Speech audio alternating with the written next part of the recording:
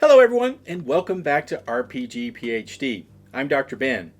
Today is our 150th episode, which honestly kind of blows my mind.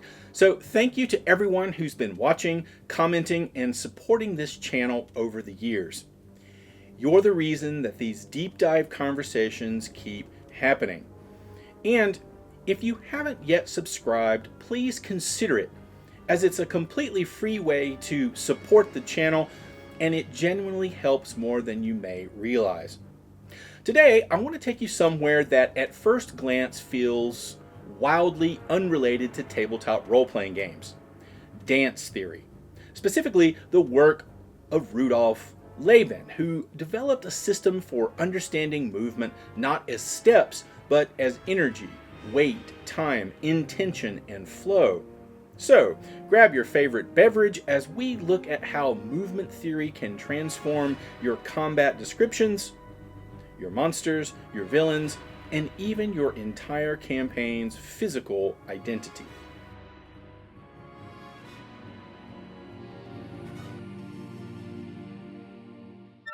Rudolf Laban wasn't trying to teach people how to dance better in the way most of us think about dance.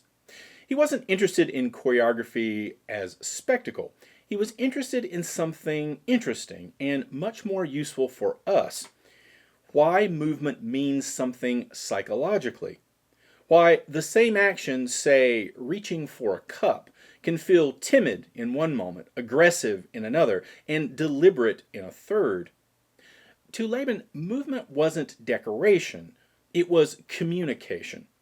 Every shift of weight, every change in speed, every angle through space carries emotional and narrative information, whether we intend it to or not. What made his work revolutionary is that he treated motion as a kind of language with underlying grammar. Instead of cataloging steps, he cataloged qualities. He identified 4 fundamental dimensions through which all movement can be understood. Weight.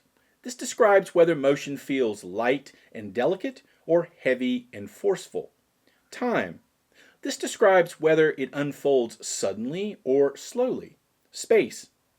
Describes whether it moves directly toward a point or wanders indirectly.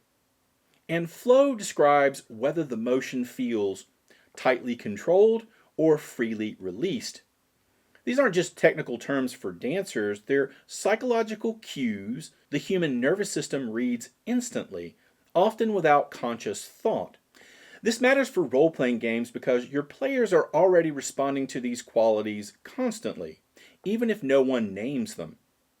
When you describe a monster as lumbering, you're already invoking heavy weight and sustained time. When you say an assassin flickers between shadows, you're signaling lightweight and sudden time. You're using Laban whether you realize it or not. What Laban gives you is control. Instead of relying on vague adjectives, you get a framework for shaping how danger feels, how power reads, and how tension moves through a scene. Another key insight from Laban's work is that movement isn't just something that happens in space. It creates relationships. Direct movement establishes confrontation. Indirect movement suggests uncertainty, deception, or play. Bound flow feels restrained or trapped. Free flow feels ecstatic, wild, or unstable. Viewed through this lens, combat becomes a physical conversation. Intention answering intention, momentum answering momentum, rather than a simple back and forth of attacks. And here's the part that makes Laban especially powerful for game masters who don't want more prep time. This system was built for improvisation. Laban was studying actors, workers, athletes, everyday people, not just trained dancers. His goal was to make movement readable and repeatable without rehearsed choreography. That lines up perfectly with what we do behind the screen. We also have to invent motion, emotion, and intention on the fly, often with almost no preparation. Laban gives us a shorthand language for doing exactly that. So when we talk about applying Laban to tabletop role-playing games, We're talking about learning how to describe action in a way that carries psychological weight, emotional tone, and narrative meaning automatically. We're talking about turning motion itself into part of your storytelling toolkit, right alongside voice, pacing, and mechanics. Let's start with the most immediate table-ready application of Laban's work, combat description. A lot of times when game masters describe a fight, the description is anchored to mechanics, attack rolls, damage numbers, conditions. Laban quietly flips that focus. Instead of asking, what attack does it make, he pushes us to ask, how does this creature move in terms of weight, time, space, and control? The simplest way to apply Laban to combat is with what I call a Laban combat matrix. It's not a spreadsheet, it's not even a flowchart, it's just 4 quick choices that instantly give a creature its combat identity. Before a fight, or even mid-session when you need to improvise, you pick one quality from each category. Weight, time, space, and flow. That's it. In 4 decisions, you suddenly know how this creature enters a fight, how it pressures the battlefield, and how it withdraws, breaks, or dies. So start with weight. Is this creature light or heavy? Light creatures feel evasive, brittle, fast to change direction. Goblins, imps, sprites, quick undead. Heavy creatures feel immovable, crushing, inevitable. Things like ogres, golems, siege beasts, ancient dragons. This immediately tells you how their presence feels in the room. A light enemy makes players track motion. A heavy enemy makes players worry about space collapsing. Next is time. Is their action sudden or sustained? Sudden enemies explode into motion. Ambushers, duelists, assassins, lightning elementals. Sustained enemies grind. Things like zombies, shield walls, ooze monsters, siege engines. This tells you whether combat feels like a series of sharp shocks or a slow, tightening vice. Players don't just react differently tactically, they react emotionally. Sudden creates panic, sustained creates dread. Then comes space. Is the creature's movement direct or indirect? Direct enemies close distance cleanly and obviously. Knights charging straight in, beasts lunging head on. Indirect enemies approach sideways, circling, flanking, burrowing, climbing, misleading. This tells you immediately whether the danger is frontal or lateral. If it's indirect, the battlefield itself becomes uncertain. If it's direct, the danger becomes confrontational. Finally, flow. Is their energy free or bound? Free flow means motion keeps spinning forward. Lunges turn into follow-throughs, attacks chain into pursuit. Bound flow feels checked, restrained, compressed.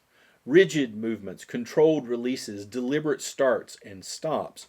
This tells you whether the creature overwhelms through momentum or control.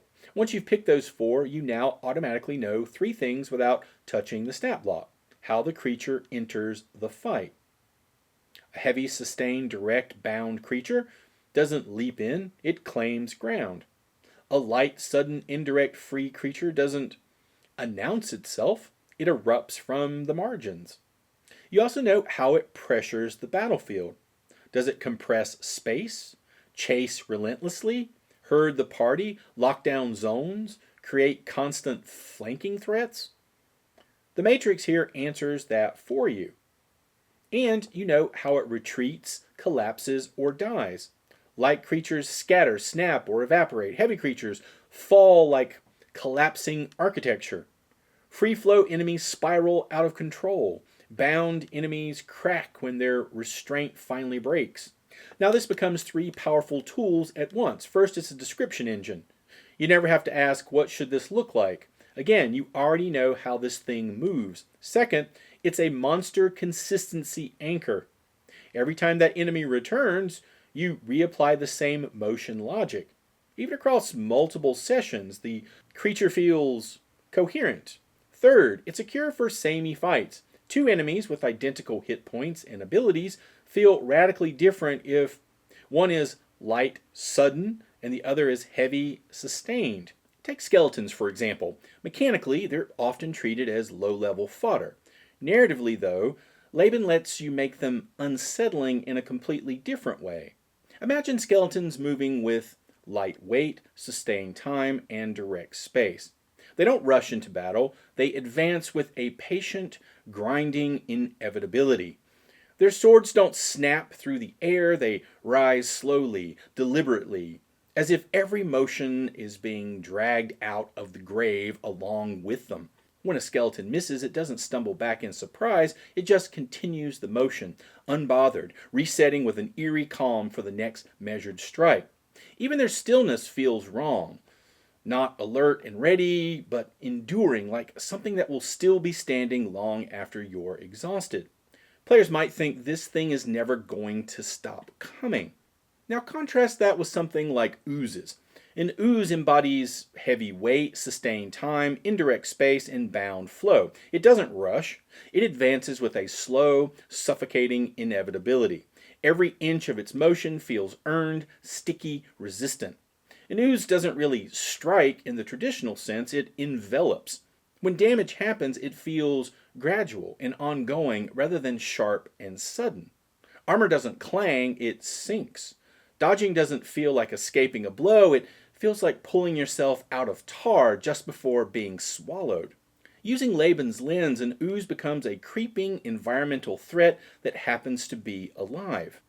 Then there's an ancient dragon, a perfect storm of heavy weight, sustained time, direct space, and free flow. When a dragon moves, the world doesn't ignore it. The world adjusts around it. The wings don't flap quickly. They displace air the way collapsing buildings do. Every motion feels both controlled and uncontrollable at the same time, like a force of nature that has opinions.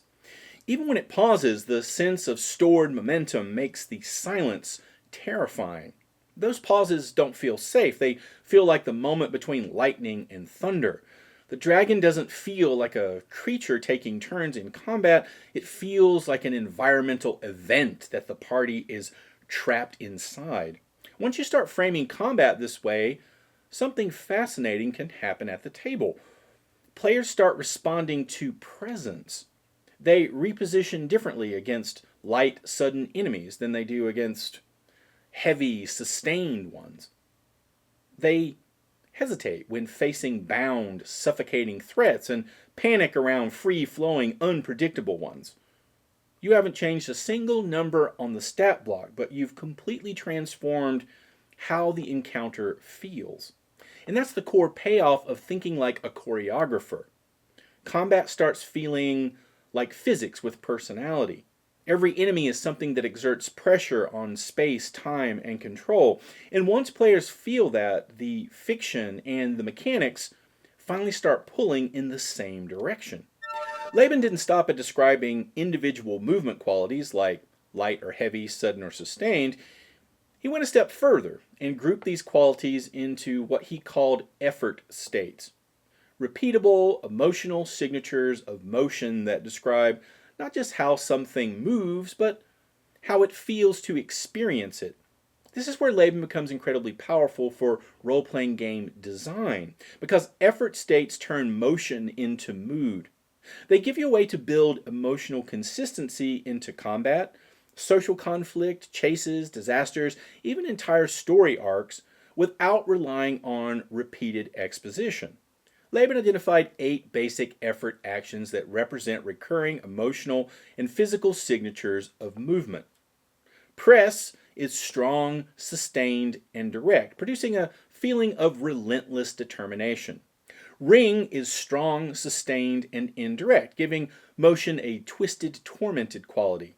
Slash is strong, sudden, and indirect, carrying explosive, chaotic energy, while punch is strong, sudden, and direct, sharp, and confrontational. On the lighter side, float is light, sustained, and indirect, creating a drifting, dreamy sense of motion. Glide is light, sustained, and direct, smooth, and controlled.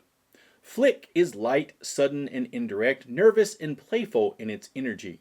And dab is light, sudden, and direct, quick and precise. In Laban's framework, these were not merely ways to describe motion, but ways to reveal inner attitude through physical action. Each effort action functions as psychological information made visible in the body, allowing movement itself to communicate emotion, intent, and character, even before a single word is spoken. Take the press state, for instance. Press is heavy, sustained, and direct. It doesn't explode, it advances. This is the feeling of sieges, interrogations, attrition fights, political crackdowns. Press is the guard line moving forward, one shield width at a time. It's the empire tightening taxes, tightening laws. In combat, press enemies don't overwhelm you in a burst, they wear you down. They don't need cinematic attacks because their terror comes from inevitability. Step by step, turn by turn, they close distance, cut off exits, grind resources. A press-oriented villain doesn't rush the heroes, they outlast them. And once players recognize that feeling, every new scene with that faction carries the same emotional gravity. Now contrast that with something like Flick, which is light, sudden, and indirect. Flick is the language of ambush predators, tricksters, swarms, guerrilla tactics, and supernatural misdirection. Flick doesn't contest strength, it avoids it. This is the feeling of fairy archers appearing from the mist, striking once and vanishing. It's the Thieves' Guild that never confronts you openly but keeps plucking threads out of your plans. In play, Flick feels jumpy and destabilizing. Players never quite get a clean grip on the threat. They spend more time reacting than planning. Even strong characters feel off balance because the danger never stays put long enough to fight on their terms. If press creates dread through pressure, Flick creates dread through unpredictability. Then there's Slash, which is heavy, sudden, and indirect. Slash is violent rupture. It's berserkers, assassins bursting through walls, collapsing buildings, magical detonations, dragons hitting the ground like falling mountains. Slash doesn't wear you down, and it doesn't dance around you. It shatters the moment. Control barely exists in a Slash scene. People scramble, plans disintegrate, the environment itself becomes hostile. When you design with Slash in mind, you're telling the table, this is not a thinking problem right now, this is a surviving problem. Slash is perfect for disasters, betrayals, riots, rampaging monsters, and moments when the story needs to violently change direction all at once. So once you start tagging enemies, factions, and even long-term story arcs with these effort states, scenes can inherit a shared physical logic. The Empire always feels like press, whether it shows up as soldiers, laws, or propaganda. The Fae always feel like Flick, whether they're helping, tricking, or hunting. The War God's cult always feels like Slash, whether they're recruiting in alleyways or tearing open city gates. And that's the real magic of effort states in role-playing games. You're sculpting emotional momentum across an entire campaign. Another of Laban's most useful ideas for role-playing games is the concept of the Kinesphere, the invisible bubble of space a body can meaningfully affect without traveling. In dance, it describes how far a performer's limbs, weight, and intention can reach. At the table, it becomes something even more evocative. A creature's felt radius of power. Not its mechanical threat range, but the distance at which its presence starts to matter emotionally. This is a space where players begin to feel watched, threatened, challenged, or drawn in, sometimes long before any attack roll is made. A goblin's kinesphere is small and nervous. It only feels dangerous when it's close enough to dart, stab, and scramble away again. At a distance, a goblin feels like noise. Up close, it can become a problem. A knight's kinesphere, by contrast, fills a wide ring of space with control and consequence. Even standing still, the knight's armor, posture, and weapon establish a disciplined zone of danger around them. Players don't just think that enemy has reach, they feel that stepping into that space carries weight and risk. The moment they cross that invisible boundary, Posture shifts, voices change, and tension rises. Then there's the dragon. A dragon's kinesphere exists before the dragon does. The air warms, wind shudders through stone corridors, loose coins vibrate where they lie. The players enter the dragon's presence before they ever see scales. By the time the stat block matters, the kinesphere has already done its work. This is how you make legendary threats feel legendary.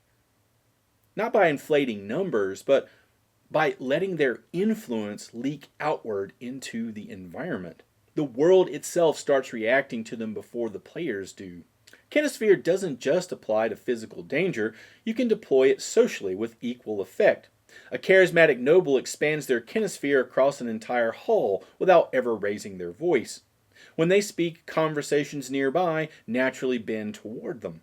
A powerful lich, on the other hand, makes distance emotionally unsafe. Even from across a chamber, players feel watched, weighed, and diminished. The space between becomes charged with unease. Once you start thinking in kinespheres, your encounter design changes. Who controls the room before swords are drawn? Whose presence reshapes player behavior without a single action being taken? When you use kinesphere deliberately, positioning becomes psychological as well as tactical. Distance is no longer empty, it becomes expressive, and suddenly your threats feel larger, your social scenes feel more electric, and your world starts responding to power in ways players feel in their bones long before they can measure it in squares. One of the more subtle ideas in Laban's work is that movement is never static, it changes shape over time. Energy doesn't just exist, it rises, spreads, condenses, fractures, stagnates, or sinks. This is gold for role-playing game design because so much of what we describe at the table, whether it be magic, authority, fear, corruption, or hope, is really about how power moves through a system over time. Let's take necromancy as an example. Necromantic power in your world might condense and sink. Energy draws inward. Life force is pulled from many sources and compacted into something dense, cold, and heavy. When you narrate this flow instead of just the result, players watch gravity take hold. The air grows still, shadows thicken, the ground feels heavier underfoot. Corpses don't leap to their feet, they're reeled upward like anchors being pulled from deep water. The horror comes not just from what happens, but from the feeling that everything nearby is being dragged toward a spiritual low point. Divine and radiant magic might behave in the opposite direction. Its flow rises and spreads. Light doesn't concentrate, it expands. Blessings ripple outward, sound carries farther. Space feels taller. When a paladin channels divine power, you can describe the room itself lifting, dust motes rising instead of settling, shadows retreating upward, fear loosening its grip as if pulled off people's shoulders. Even mechanically simple healing starts to feel mythic when players perceive the energy as something that naturally wants to move outward into the world. This idea becomes even more interesting when you apply it beyond spells. Political power could condense slowly. Authority pools into fewer hands over time. Early on, influence spreads loosely. Rumors, favors, informal networks. Later, power thickens. Decisions pass through smaller gates. Doors close that were once open. By the time the players confront a tyrant, the condensing flow of power has already reshaped the city. Fewer voices matter, consequences hit harder, and resistance feels like pushing against something packed tight and immovable. Laban has another useful insight for RPGs, and that's the idea of inner intention and outer motivation don't always line up. And when they don't, that mismatch becomes dramatically electric. A character's attitude is what they feel, believe, or intend. Their motion is how that intent moves through space, time, and force. When those two align, a scene feels honest and relatable. When they diverge, the table feels tension before anyone has to explain it.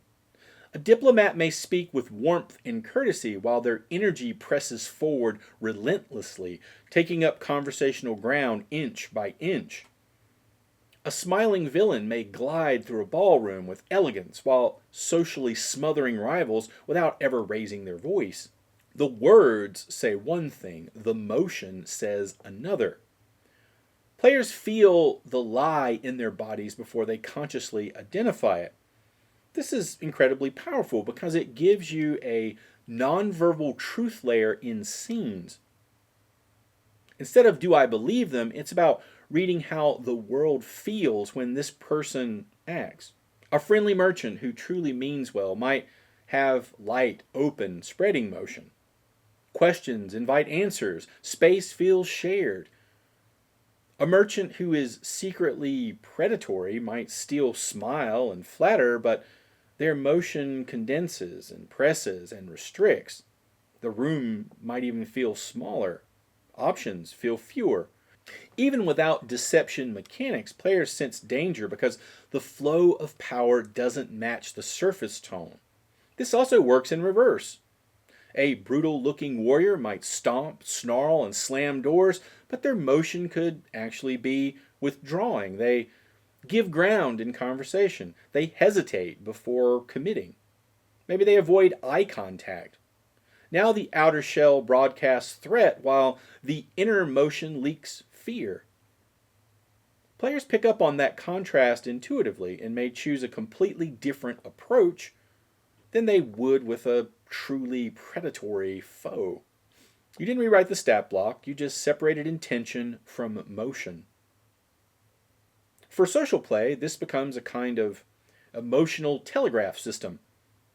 A noble who says all the right things, but whose presence constantly presses forward is signaling domination. A cult leader who uses soft language while drawing people inward is signaling control through dependence. A terrified witness who speaks smoothly but whose energy keeps darting, flicking, and retreating is signaling danger nearby before they ever admit it. The scene gains subtext without exposition. And it doesn't just apply to NPCs, it applies to entire situations. A city itself can present as welcoming while its social motion pressures outsiders to conform. A religious order can preach humility while its influence spreads upward into political power. A rebellion can talk about unity while its internal motion fragments and slashes. When you start separating what something claims to be from how its energy actually moves, the world becomes legible in a deeper way. What this ultimately gives you is tension without speeches. You don't need villains to monologue their hypocrisy. You don't need NPCs to explain their trauma. The mismatch between attitude and motion does a lot of that work for you. Players feel when something is off. They feel when charm is hiding pressure, when strength is hiding fear, and when mercy is hiding control. And because this tension is carried in the movement of the scene itself, not just the dialogue, it stays alive no matter what system you're running. At the deepest level, Laban's work points to something quietly radical for role-playing game world building. Over time, how something moves becomes what it is. Movement stops being just description and turns into identity. A culture that moves with sustained, grounded, pressing energy will inevitably feel disciplined, authoritarian, relentless, even before you ever describe its laws or politics. A culture that favors light, indirect floating motion will feel elusive, maybe poetic, improvisational, and difficult to pin down, even if they're technically powerful. It's about building factions not out of ideology first, you're building them out of physical worldview. The way they advance, retreat, gather, threaten, celebrate, or mourn becomes the story of who they are. This works beautifully for magic systems as well. Two spell traditions might do virtually the same mechanical things, deal a certain kind of damage, heal, control, but feel completely different because their motion language diverges. One school channels power through sustained, condensing force, slow incantations, gathering pressure, visible accumulation. Another releases magic through sudden, slashing bursts, instantaneous gestures, explosive transitions, violent transformations. Players don't require lore essays to understand the difference. After 2 or 3 scenes, they can feel it. Magic gains personality through motion rather than through terminology. Even divine versus arcane can become a distinction of rising and spreading energy versus sinking and condensing energy. Monsters, too, become emotionally readable without ever needing explanation. If something always approaches indirectly, circling, drifting, and striking only at the periphery, the table learns to fear it as a predator of hesitation. If another creature always advances directly, steadily, and without retreat, it becomes an embodiment of inevitability. You don't have to say this monster is relentless or this monster is deceptive. The movement teaches the players how to feel about it through repeated exposure. Over time, the motion itself becomes the monster's identity, sometimes more powerfully than its stat block does. This is world building through physics, through movement, instead of through biography. Instead of explaining a nation's history, you show how its armies move. Instead of narrating a god's portfolio, you show how their miracles enter and leave the world. Instead of summarizing a villain's psychology, you let their motion language express it every time they appear. The result is a setting that teaches itself to the players through embodied experience. They learn who things are by how those things act in motion. Laban didn't just think about how things move in space, he thought about how they unfold in time. And this is where his work starts to feel almost musical. Movement to Laban had phrasing, bursts and suspensions, accelerations and decrescendos, moments of drive followed by moments of release. When you apply that to combat, it changes how fights feel at the table. Instead of combat being a flat loop of attack, roll, damage, repeat, it becomes a composition with recognizable rhythms. One creature type fights in sharp bursts, sudden violence followed by eerie stillness. Another builds pressure round by round, tightening the scene like a drawn bow. Another only acts aggressively after the players surge forward, turning their own momentum into danger. This reframes encounter design from what action does this monster have to what is this fight's rhythm.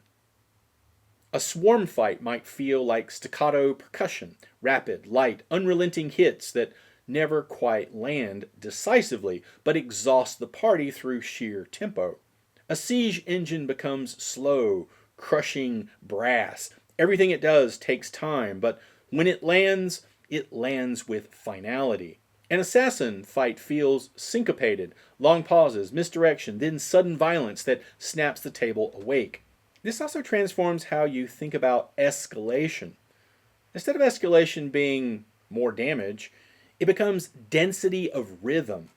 Early rounds might feel sparse, single strikes, probing attacks, positioning. Mid-fight becomes a crescendo, overlapping threats, layered reactions, the sense that something is cresting.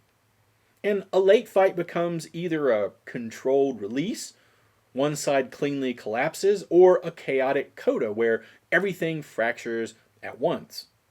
Even player turns start to feel different under this lens. A barbarian charging into the fray might represent a downbeat. Everything locks in after they move. A spellcaster releasing a massive area spell becomes a cymbal crash that resets the entire feel of the battlefield. A defender who delays and reacts becomes syncopation, interrupting the expected rhythm and creating tension through denial rather than impact. Without changing a single rule, combat begins to carry phrasing. Some fights should feel frantic and breathless. Some should feel oppressive and slow. Some should feel like they're coiling, waiting for the moment everything breaks. So now let's look at a step-by-step guide on how to apply each of these principles to your game. Let's turn all of this into something concrete you can use at the table in just a few minutes. So here's a quick step-by-step at the table. Step 1. Before the session, tag your major enemies with 4 qualities. You can write something like Ogre, heavy, sustained, direct, bound. Wraith Assassin, light, sudden, indirect, free. Step 2. When combat starts, let those qualities drive your first description. You don't describe attacks yet, you describe how the fight begins. The ogre doesn't roll initiative, it causes the floorboards to complain as it steps forward and refuses to be rushed. The wraith doesn't take its turn, it erupts from a blind angle that shouldn't exist. Step 3. Let the qualities guide your improvisation when the rules go blurry. If you're unsure whether an enemy would press or reposition, its qualities answers that for you. Direct presses, indirect repositions, sudden spikes, sustained grinds. Step 4. When the fight turns, let the same motion language dictate collapse. A free flow creature dies in wild momentum. A bound one locks, cracks, and finally comes apart in something like structural failure.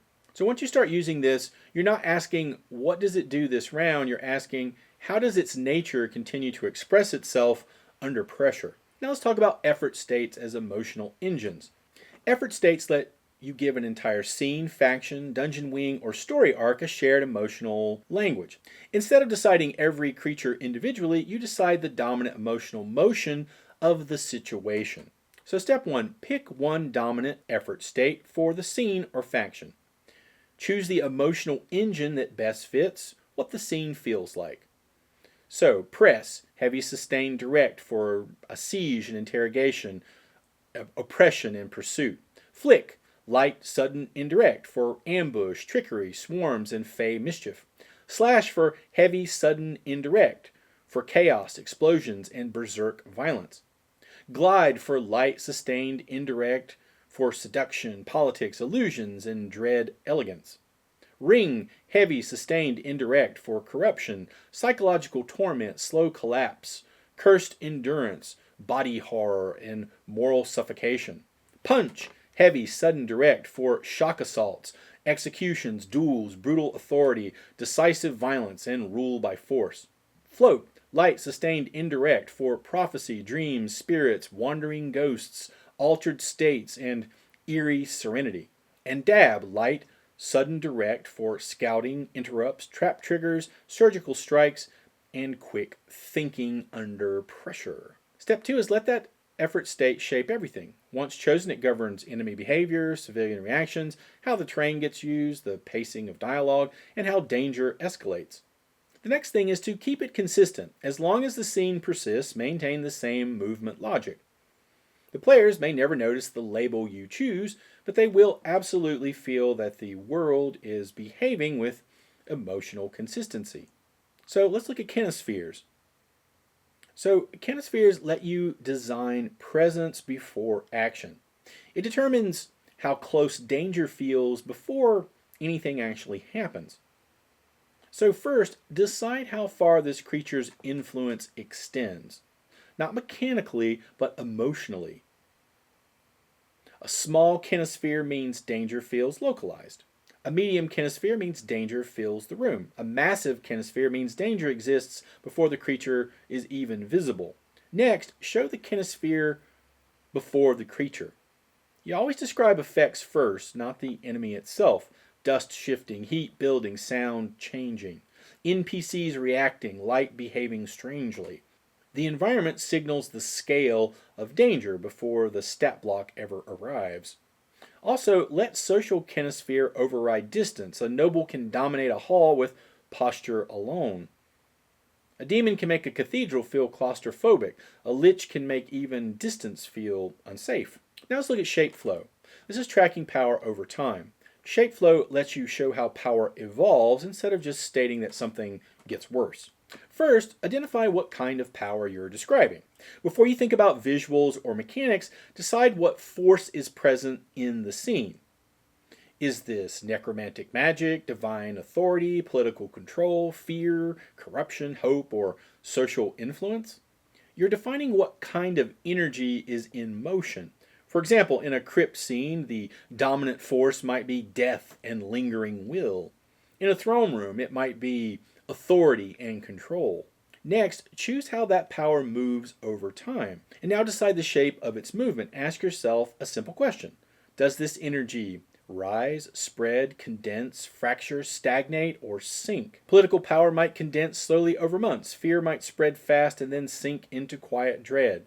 You only need one clear direction for the scene. So for example, you decide the necromantic energy in a ruined chapel is condensing and sinking.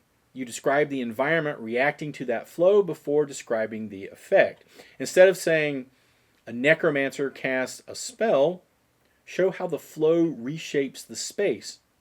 Let the players feel the power migrating. For example, the air stills as if a deep breath is being held. Dust that should be drifting begins to settle faster, tugged downward. Shadows thicken along the floor, pooling like spilled ink. When the bodies begin to rise, they don't spring upward. They drag themselves loose as if hauled from deep water. You haven't said necromancy, but everyone at the table knows, or at least suspects, what kind of power just entered the room. Now let's talk about inner attitude versus outer motion. This lets you telegraph lies, pressure, and danger without saying it outright. So first, decide what the character truly feels or intends, their inner attitude. Before you think about how the NPC speaks or acts, decide what's actually happening inside them. This is the emotional or psychological truth of the moment. Are they afraid, wanting to dominate? Are they desperate, protective, manipulative, loyal, guilty, calm? You only need one clear internal driver. For example, a noble is terrified of losing political power. A merchant secretly wants to trap the party in a debt. A warrior sincerely wants peace but doesn't trust anyone. Next, decide how their energy actually moves. This is their outer motion. Choose how that inner attitude moves through space, time, and force. Is it pressing forward, withdrawing, gliding smoothly, flicking around, condensing, spreading, hesitating? This is not about personality. It's about direction and pressure. So here's some example pairings. Fear with a withdrawing motion, or control with a pressing motion, or seduction with a gliding motion, or guilt with a condescending motion. Next, let the mismatch, or alignment, generate the tension. If inner attitude and outer motion align, the scene feels straightforward. If they clash, tension sparks instantly. So, for example, aligned, a nervous scholar who has fear and withdrawing, maybe they speak softly, they keep backing away, they avoid commitment. And if it's mismatched, a friendly merchant who has a predatory intent plus a pressing motion, he smiles warmly while tightening conversational space. The words feel safe, the pressure does not. Next, express motion through space and pacing, not explanation. You never explain the mismatch. You let it leak through rhythm, through distance, and through structure. Do they interrupt? Do they allow silence? Do they take space or retreat from it? Do options feel open or narrowing? Example, a charming cult leader speaks softly and kindly, but every response closes another exit, removes another option, and recenters the conversation on dependence. The players feel trapped without a single hostile word being spoken. And also, you can apply this to entire factions, cities, or institutions. This isn't just for NPCs, it scales up. A city that claims to welcome outsiders, but whose social motion presses conformity. A religious order that preaches humility while its influence steadily spreads upward into law and politics. Players begin to sense when a system's self-image doesn't match its real behavior. Now let's talk about rhythm and phrasing. This idea of turning combat into music. First, decide the core rhythm of the fight before you think about monsters, terrain, or tactics. Decide what this fight might feel like over time. Is it frantic, crushing, coiled and waiting, sudden and shocking? Think in musical terms rather than mechanical ones. This, of course, can change based on player decisions. This is just a starting place, or maybe a different way of thinking about encounter design. Ask yourself one simple question. Does this fight feel like rapid percussion, slow bass, a rising crescendo, or long, unsettling pauses? So for example, a swarm fight might be fast, relentless, staccato. A giant monster might feel slow, heavy, and deliberate. An assassin, the fight might feel silence, punctuated by sudden violence. Next, assign each major enemy a rhythm style. Give each enemy a rhythmic behavior, not an attack routine, but a timing identity. Do they act in bursts, in steady pressure, or in sudden reversals? This alone prevents fights from blending together. You can also think about designing encounters by rhythm first, mechanics second. Once the rhythm is chosen, you select creatures, abilities, terrains, and tactics that support that tempo. Instead of thinking, what cool attack should this monster have, you can think, how does this creature make time feel at the table? Now let's talk about movement as narrative identity. This is the world building through motion. First, choose a dominant movement logic for a group, culture, or power. Instead of starting with ideology, alignment, or politics, start with motion. Ask one simple question. How does this group move through the world over time? Do they advance steadily? Drift indirectly? Burst violently? Condense slowly? For example, an authoritarian empire might be pressing, sustained, direct. A fey court might be light, indirect, floating. A religious crusade might be rising, spreading, force. A secret cabal could be circling, withdrawing, compressing. Once chosen, this movement logic becomes the group's emotional fingerprint. Now apply that motion to everything they do before you ever explain what they believe, how they patrol, how they threaten, how they negotiate, how they celebrate, how they retreat. A pressing culture, for example, doesn't negotiate in circles, they push. A floating culture avoids confrontation entirely. A slashing culture escalates without warning. Players understand who these people are before anyone explains a doctrine. These scenes of consistent motion can do more than paragraphs of lore. Here's what I love most about Laban. None of this requires more prep. You don't need new stat systems. You don't need complicated choreography. You need a few words like heavy, sudden, gliding, pressing. And suddenly your descriptions wake up. Combat starts feeling alive instead of procedural. Monsters stop feeling interchangeable. Your world gains a physical fingerprint players can recognize instinctively. If Michael Chekhov, you can check out my video here, helps you shape inner intention, Laban gives you the body of the world itself. Together, they turn combat into lived motion instead of rotating numbers. If this episode sparked anything for you, I'd love to know about it. So please do drop a comment. Or let me know if you decide you'd like to redesign a monster. And if you want more deep dives into theory and design and game mastering, then be sure to hit that like, subscribe, and share this with the GM in your group who keeps saying, I wish combat felt cooler. And as always, thanks for watching. See you next time.